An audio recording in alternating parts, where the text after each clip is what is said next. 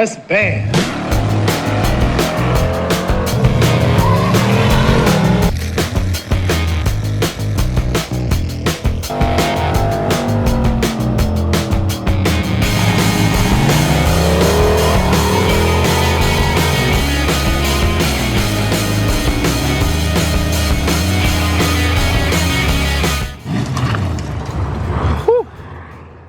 Alright, what's going on, guys? Today we're getting back to work on the Fiero here. We are very close to firing this thing up. Just got the axles in. Let's see, I think you can kind of see one down there. Once I figured out the easiest way to do it, wasn't too bad, except the boot on this one, the inner boot, was ripped, so I had to pull it back out and replace that. That sucked. I still have to hook up the switched wire. Right now I'm just connecting it to the battery so that because I don't know, I haven't tested which one of these has full power while cranking, so that's something that still has to be done. I still need to loop the ports on the water pump, and I'm sure there's a few other odds and ends things. I just put some oil in the engine. Well, I did that like an hour ago.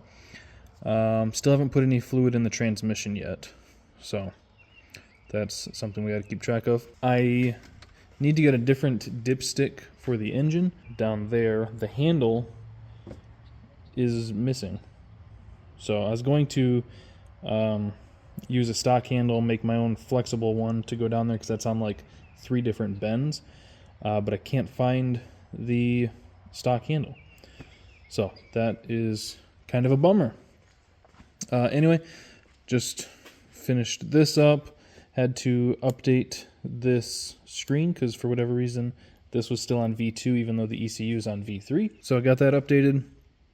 Just loaded a quick wizard tune into it, which if you're unfamiliar with Holley, basically you'll like turn the ignition on or supply power to this red wire here, which is what I did. I just hooked it right to the battery, and then you can go to like startup wizard, and you tell the computer everything about the engine: displacement, 24x or 58x reluctor wheel on crank. You tell it the injectors, how you want to run the map sensor. This one we're just running the internal 1-bar map sensor here since the plug didn't match the factory LS4 one. You tell it how much timing you want, things like that. Also the transmission, we've got a 4T65E here. In the setup wizard, they only had a 4L60. I know that the gear ratios are off a little bit. I can go back, I'll take the SD card, throw it in my laptop, and I'll make some changes to that once we're at that point. Right now I just want to check for any leaks, because this is going to be the first time that the fuel pump's actually going to be pumping any fuel. And I want to check for leaks. There's almost definitely going to be some, which is why I haven't moved the car off the hoist. And then once all that's good, I think I only put like 1.5 gallons in here because that's all that I had left over. I just got some fresh 87 for the lawnmower. So I was like, I'll just throw the rest that I've gotten there in here. I haven't checked to see if the fuel tank is dripping yet. Looks like we're all good. So I'm just going to vice grip this red wire right to our positive terminal. Actually, just for checking for leaks, I can probably just hold it here.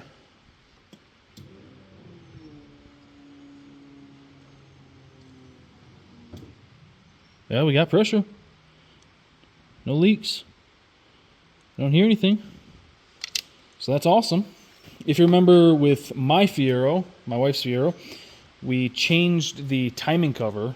We went from the stock LS4 timing cover to an LS2 style. So if you, like, the cam center is right here, and we moved the cam sensor from like the 10 o'clock down to the 4 o'clock range. So we had to flip the timing order a bunch.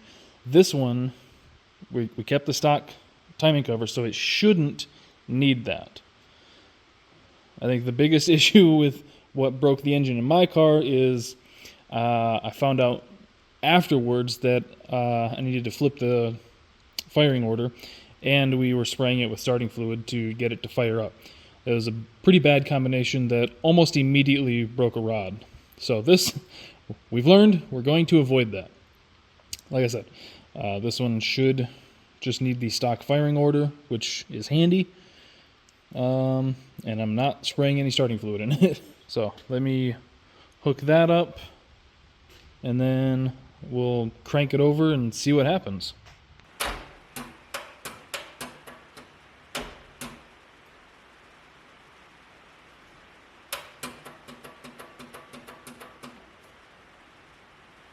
Okay.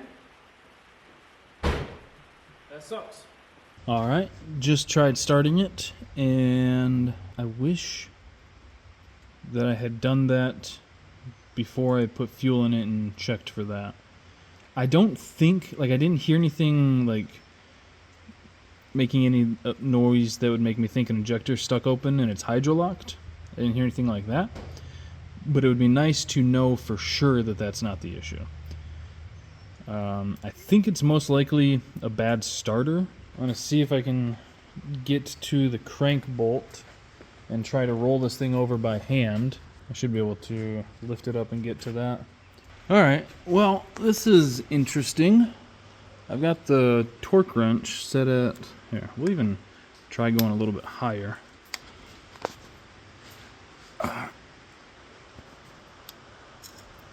Jesus Christ.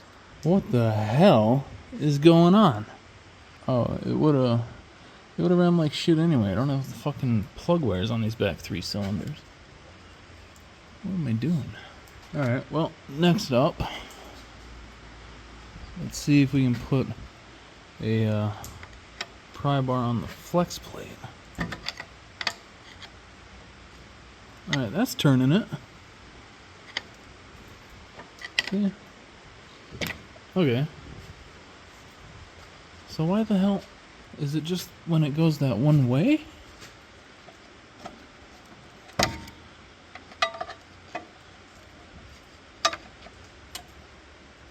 It's getting a little hard.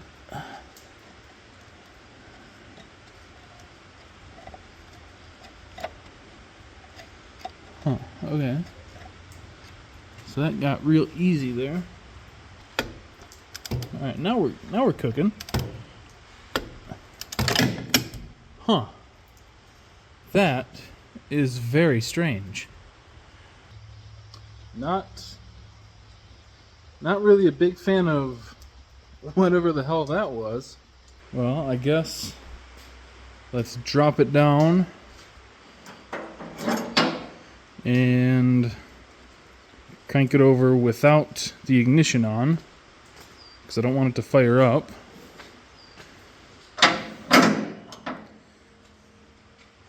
Know that it turns over. I'm going to check the battery voltage too real quick. Alright, let's go check what the battery's at. I suppose I could have looked on the screen, but this'll... Well, I don't know if this will be more accurate, but that's what we're doing. Alright, so we're at... I can't tell from this angle, like 12.3. Yeah, that should be good enough, honestly. That should be plenty. So, like I said, we'll try to roll it over with the ignition off. And if that doesn't do it, then we'll try another starter. And if that doesn't do it, I don't know. I haven't gotten that far yet. It almost sounds like a loose connection. Let me try tightening things up. So the two things that I want to change are try a new starter on it, and I want to redo the battery cable to the starter with a much heavier wire. Aside from that, we know that the engine rolls over, or at least it spins freely, so doesn't seem like it's hydrolocked or anything like that. Alright, it is the next morning, testing some more stuff on the car here. I thought maybe the battery cable going to the starter was too small, so I replaced it. I got some massive 1/0 wire here now, so plenty. Plenty for dang near anything. Still wasn't working, so I checked the starter wire. That was getting voltage with the key. That was all fine. So I just pulled the starter off to bench test it, and I just got that all hooked up here to the battery. So just have the positive hooked up to the stud, ground to the case, and here's one I grabbed. And then we'll just arc across those two. So it's spinning, but it's not kicking the gear out. So this is supposed to, when you hit the button there or whatever, it's supposed to kick that out to grab the flex plate. And it's weird that on the car it wasn't even spinning yet.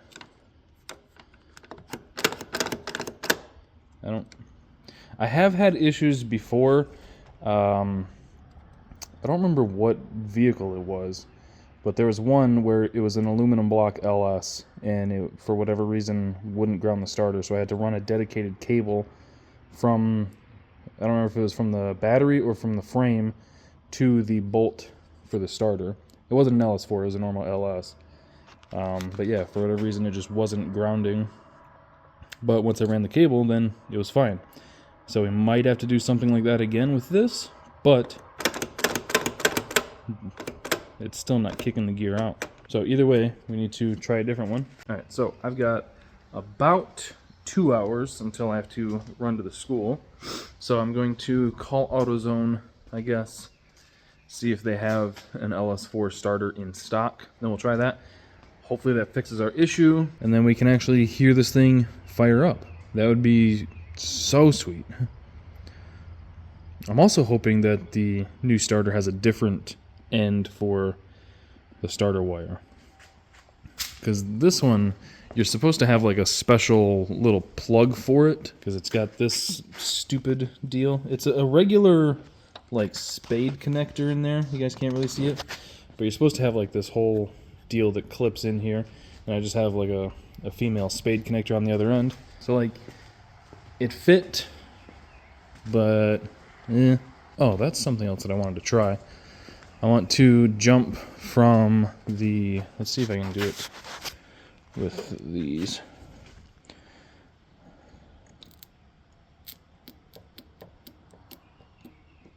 Yeah, you can kind of hear the spring inside it. Yeah, you can hear like a little twing, twing, twing. So, I'm gonna make a couple calls and hopefully get this thing fixed. All right, it is the next day. Got the starter picked up, just tossed it in, and we are in business. This thing cranks over pretty decent now. Battery's a little dead, so I've got it on a little charger, but you can at least hear it.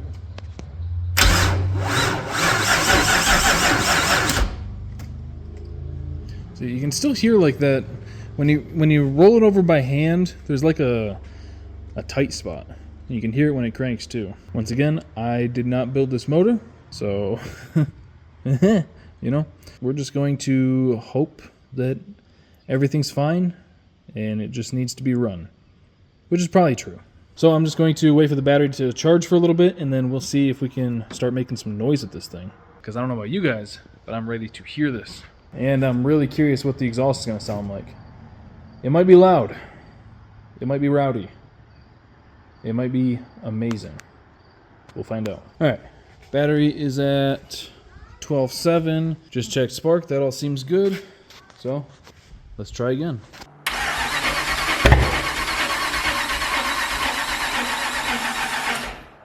All right, so second, maybe technically third start attempt, not successful. It seems like it might be a timing issue. So I've got some investigating to do with that. And I'm not sure why that battery isn't like really spinning this thing over for very long. Because that battery starts the Skylark, no problem. And the Skylark has, I was going to say a higher compression 5.3, but I think they're about the same. They should both be 243 heads, so it can't be a huge difference. So, putting the battery back on the charger and let that charge back up. Going to take the SD card in, throw it in the laptop, take a look at the tune, see if I can see anything obvious, and then we will try again. I think I turned the camera off and then tried one more time. There was a loud backfire, almost like the distributor was way off, so that's why I'm thinking it is timing related. Cars are fun, man. Cars are fun.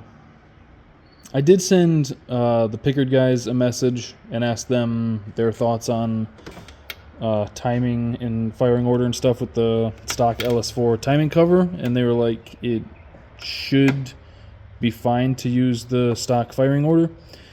So I was like, all right, sounds good. That's what I thought also. But I might have to think about it.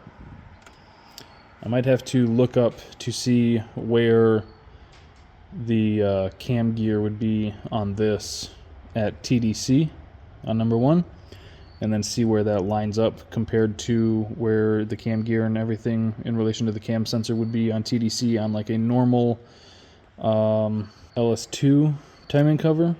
I don't know. I'm gonna let this charge and play around with some things on the laptop. All right, moment of truth. Just made a few more changes. Let's see if this thing will fire up.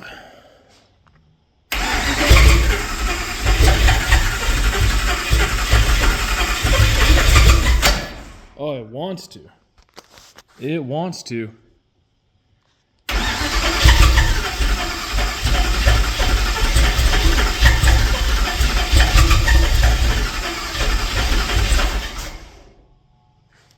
It's like right there. Can't really work the throttle and do all this at the same time. Alright, we got something.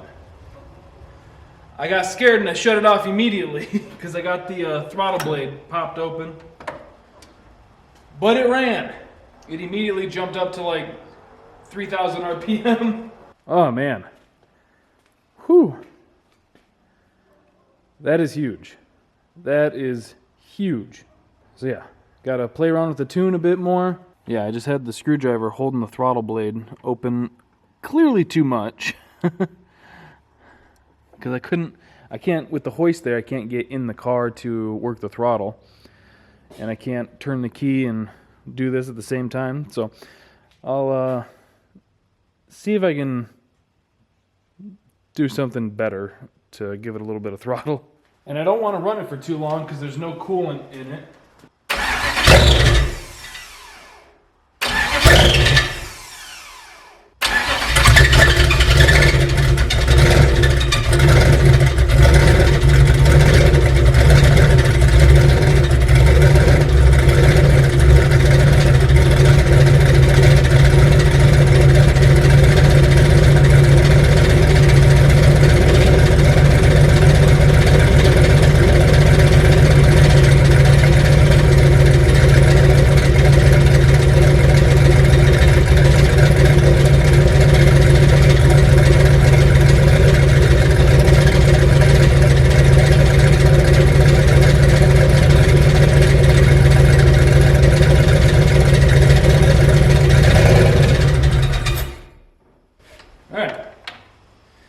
None of the tabs on here showed oil pressure, so I was getting nervous.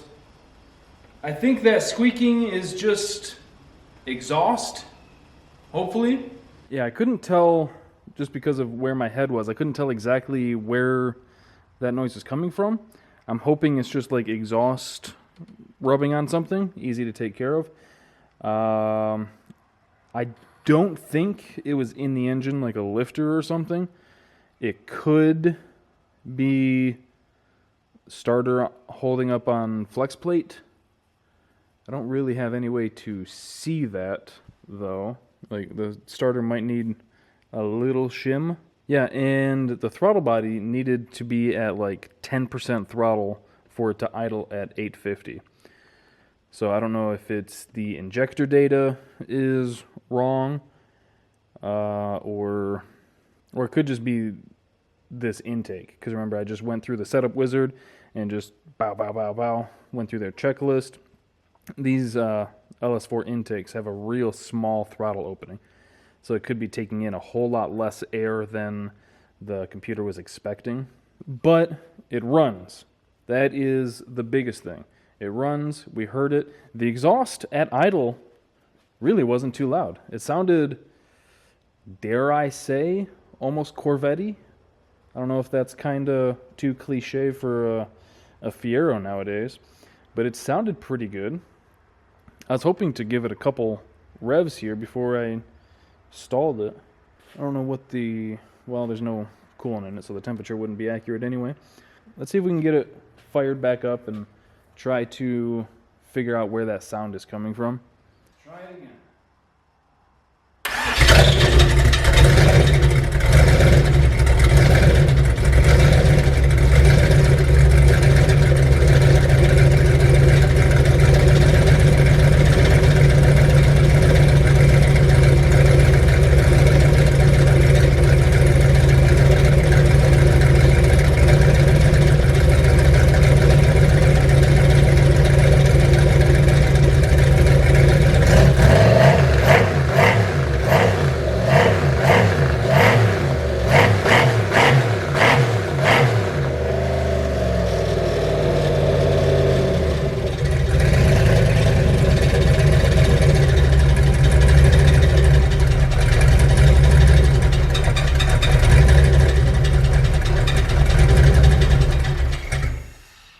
So, it had good oil pressure. It was holding 40 pounds at idle. As you revved it up, it went up to about 50. Everything on there looked good. It was charging at about 13.5, 13.7 volts, which is good, because it means we don't have to deal with like an exciter wire or anything like that. It does sound like the starter is hanging up on the flex plate, so hopefully I can just shim that a skosh, and we're good there. Fingers crossed. It sounded really good when it revved, so that's nice. You could see when I revved it, I don't know how well it's going to show on video, but the back of the car tried to squat a little bit, so that was fun. Like I said, plenty of oil pressure. There's no water, so the temperature was whatever. What were the other things? I just went through setting this up, and I don't remember what most of them were now. So yeah, ignition timing. The TPS, the AFR, I think looks pretty good. I don't remember seeing it get weird. The TPS, like I said, I had to put that little wire under the throttle body tab right there to kind of space it up to about 8-9% to get it to idle. But when I took that out and after revving it and let it close at 0%, it tried to idle for a second. So that it might not be super far off. Let's see, coolant temp showing 132. That's, like I said, there's no water in the block at all, so that's just trying to read air temp, which is wildly inaccurate. Closed loop, RPM, battery volts, blah, blah, blah. Everything's looking really good. So, there's just a handful of things left to take care of. A bunch of, like, tedious little stuff. Like I think I mentioned in one of the previous videos, I got to change the dipstick, the oil dipstick. Is anything leaking under here?